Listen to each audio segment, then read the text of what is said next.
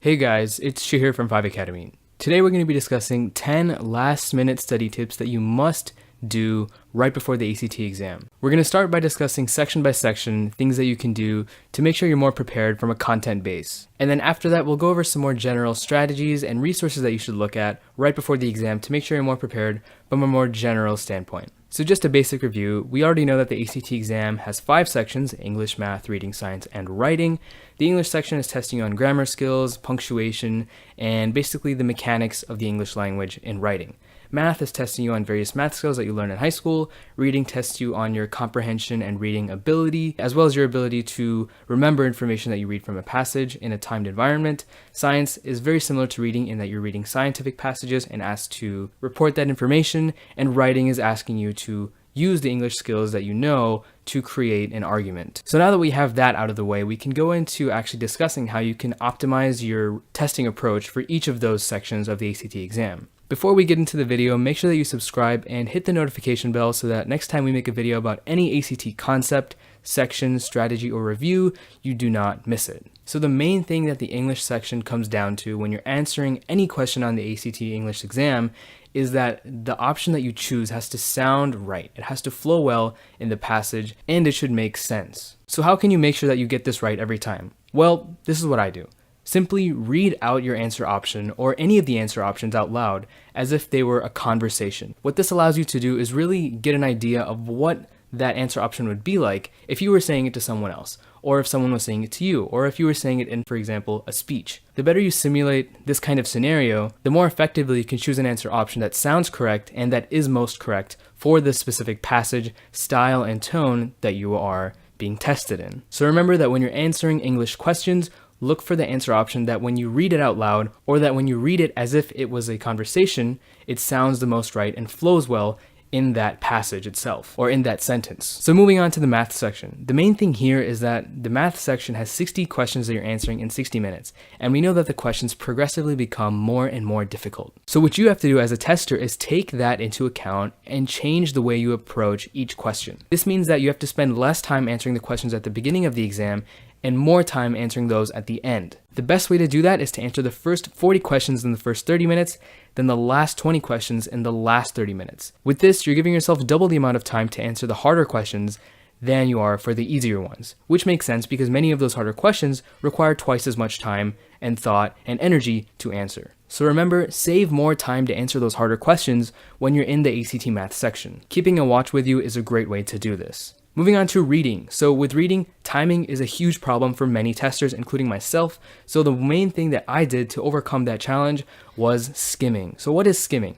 Well, let's first discuss what skimming is not. Skimming is not reading in depth. Perhaps when you read a book or you read an article on the internet, you might be used to reading in depth, taking in every line, every word slowly, really interpreting and getting a detailed, deep understanding of what the passage is saying. So I would recommend that you avoid reading in depth at all costs because it takes too much time, and the reading section per passage you're only getting about 8 minutes and 45 seconds to not only read the passage but answer 10 questions about it. So you can see there's a huge time crunch and you want to really optimize your time in the exam. So avoid reading in depth, skim the passage with the strategies that I have linked in the description below. There's a few different ways you can go about it, and if you read the article in the description, you can find the approach that works best for you and your testing style. For the science section, we recommend skimming as well because again, you have to interpret a lot of passages and answer a lot of questions in a very short amount of time. The main thing you have to do on the science section is understand what the main variables of each passage are and how those variables are related. Get an idea of the relationships and what those relationships mean to the most basic extent that you possibly can. Don't try to get every little detail, don't pick up on every little nuance of the passage, just get the basic understanding of the variables, how they're related, and the basic idea, basic message of the passage. That's it. You don't need more because a lot of the information in those science passages, as well as in the reading passages, is just simply not going to be asked about in those questions. So it's a waste of time to look for that information and get every little detail when you don't need all those little details. So for reading and science, you can kind of see that our approach is to get a basic idea of what's being said and then refer back to the passage whenever needed, because some questions will ask about details. But if you know what the basic gist of the passage is and where the main ideas are located, you can refer back to the passage with ease. So keep that in mind for reading and science. Get the basic gist, then go to the questions as soon as possible. And skimming for both of them usually shouldn't take more than 2 or 3 minutes. Especially for science, you should be taking about 1 to 2 minutes to skim each passage because there are a lot of passages. Lastly, we have the writing section. Now, there is a huge rubric for it that has a lot of different factors that you have to take into consideration, such as grammar, sentence structure, but the main thing that you have to take away from the rubric is that your essay has to be clear. So you have to make sure that your position, your main arguments, and the main points you make are clear and understandable and they flow. If you can do that, then most of the other parts of the rubric kind of fall into place. This is the most important aspect of your essay because at the end of the day, that's what an essay is about. It's about expressing your ideas, expressing an argument clearly. And the more clear your argument is, the more effective it's going to be. So when you're writing, the main thing you should focus on is making your position clear. The position meaning what's your opinion. And also making sure that your supporting points for your position or for your opinion are as clear as possible as well. And again, you should know what the other parts of the rubric are as well. You can see the rubric here as well. All right, now that we have our main tips for each section, let's move on to our more general study tips. I'm also going to give you guys some bonus tips at the very end of the video, so stick around for that as well. So the first thing you should do is look over your past practice exams and look for weaknesses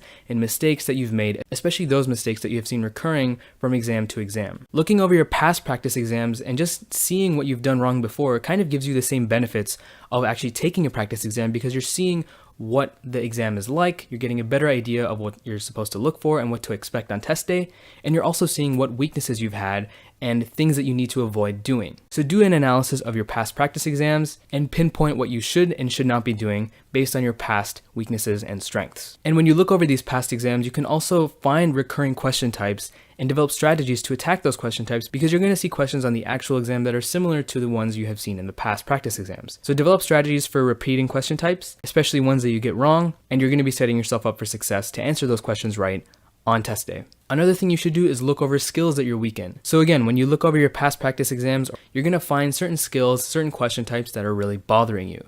And if you look over those skills and learn them and get a better understanding of what those skills are, whether it's a math skill, trigonometry skill, a grammar skill, punctuation, if you learn those skills that are tested again and again on the ACT exam, regardless of what section they are, you're setting yourself up to answer those questions right that are testing those specific skills and those specific question types correctly when you're actually in the test on test day. So how can you look over these skills? There's a study guide in the link below where you can learn skills from any section of the ACT exam, as well as the main question types that they show up in on the exam. So use that resource to review any concepts or any skills that you have found weaknesses in and learn as much of them as possible. All right, we have a couple tips left. The next one is to sleep well and eat well. You've heard this a number of times before, but take care of yourself and take care of your body and your mind, especially the night before and the morning of, because the better you feel on test day, the better you're going to perform. It's as simple as that. Eat healthy and eat foods that are going to energize you, and you should be set to feeling your best. And our last tip before the bonus tip is to not stress. Just treat it like another practice exam because that's exactly what it is. The best way to overcome this test day anxiety is to remember that it's the exact same exam that you have prepped for and practiced. It's still 75 questions of the same types of English questions. It's still 60 questions of the same math concepts. It's still the same reading, same science, and same writing. It's the same test. The questions are just going to be a bit different. If you've practiced enough, if you've prepped enough, then you have nothing to worry about because you've done the work to make it happen on test day. All right, and now to our bonus tip. This is something that works really, really well for the English, reading, and science exams. And it's to look for reasons why answer options are wrong instead of looking for reasons why they could be right. So what does this mean? Well, there's going to be sections, especially the reading section, where you're going to have multiple answer options that look like they can be correct. And you're going to be like, what do I do in this situation? You're going to find yourself saying, well, answer option A could be correct because of this reason, and B could be correct as well for this other reason, and so could C, and well, maybe D is out. So what do you do in that situation? The main problem with that logic is that it's going to get you stuck no matter what. So you need to flip that logic and look for reasons why those options are wrong instead of why they're right. Looking for reasons why answer options are correct isn't an efficient approach because all 4 answer options in the reading, science, and English section have something right about them.